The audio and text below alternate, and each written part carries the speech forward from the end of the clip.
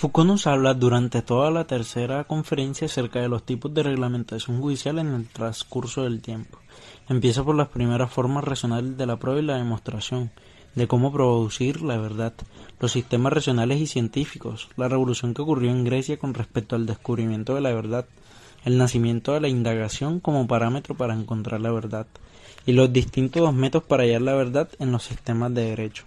El autor nos empieza haciendo referencia a dos formas o tipos de reglamento judicial en Grecia. En el primero, que se encuentra en Homero, es el enfrentamiento de dos guerreros que, para saber quién estaba equivocado, hicieron una pregunta que dejaría en claro quién de los dos diría la verdad.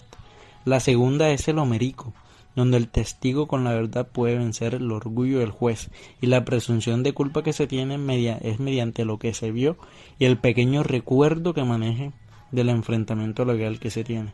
Nos explica que el poder de contradecir generó unos grandes cambios en la cultura de Grecia, como uno de ellos fue establecer formas racionales de la prueba y la demostración en cuanto a cómo, de qué manera y qué reglas deben aplicarse. Un segundo cambio sería el surgimiento del arte de persuadir y de llegar hacia la victoria de la verdad. Nos cuenta que se deja un poco olvidada la historia del nacimiento de la indagación y empieza en el medioevo a surgir el segundo nacimiento de la indagación, más oscuro y lento, ya que el primero en Grecia no conseguía fundar un conocimiento racional capaz de desarrollarse indefinidamente. En la segunda tiene dimensiones extraordinarias, caracterizando al antiguo derecho germánico, donde primeramente debía existir un daño para existir un proceso penal, que existiera también una víctima que se presentase, la cual podía ser presuntamente afectada, o un pariente que asumiera la causa.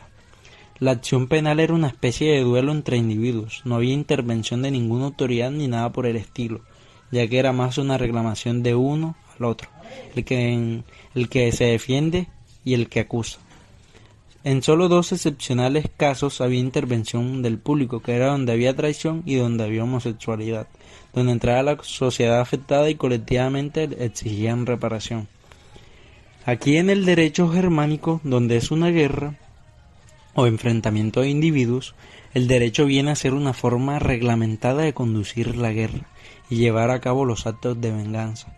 Establecen reglas como que si alguien es asesinado, los parientes pueden ejercer el ritual de la venganza, que era descuartizando, decapitando y colocándolo en una estaca frente a su casa.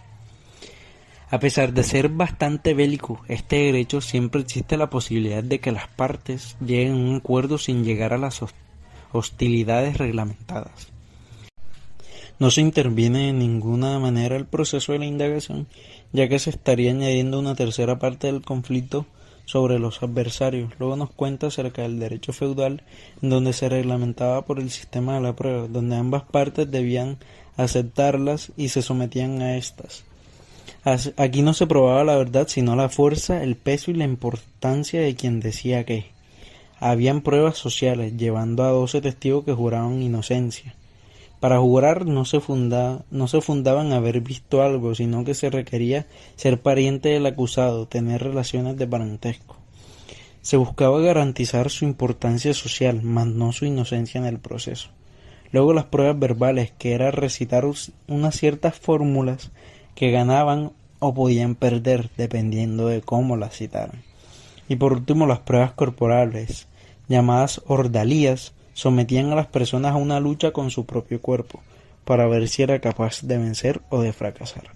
En el sistema feudal no se investigaba la verdad, sino una lucha entre aceptar o no la prueba, y a ver quién conseguía una victoria o quién conseguía la derrota. Ver quién era el más débil o el más fuerte, sometidos a juegos donde analizarían sus capacidades, dejando que un tercero los equilibrase.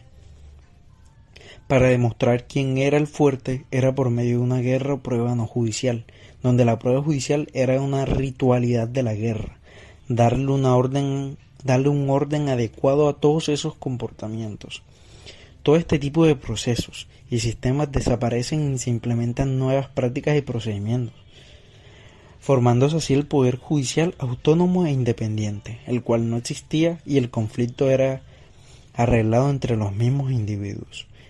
En la Alta Edad Media se fortalecen unos pocos quienes ostentaban el poder político y el poder de las armas, alcanzando así su máximo asentamiento en la primera monarquía medieval, asegurando así la circulación de los bienes, el derecho a ordenar y controlar así el pleito judicial, el cual era vital para la sociedad. De forma general, Foucault hace un recorrido histórico, llegando así a los inicios, a los fundamentos, a los pilares fundamentales de todo lo que viene a ser la verdad, todo el cuestionamiento de la indagación y todos aquellos métodos que utilizaban los individuos en sociedad durante toda la historia para saber quién era la persona que en realidad estaba diciendo la verdad.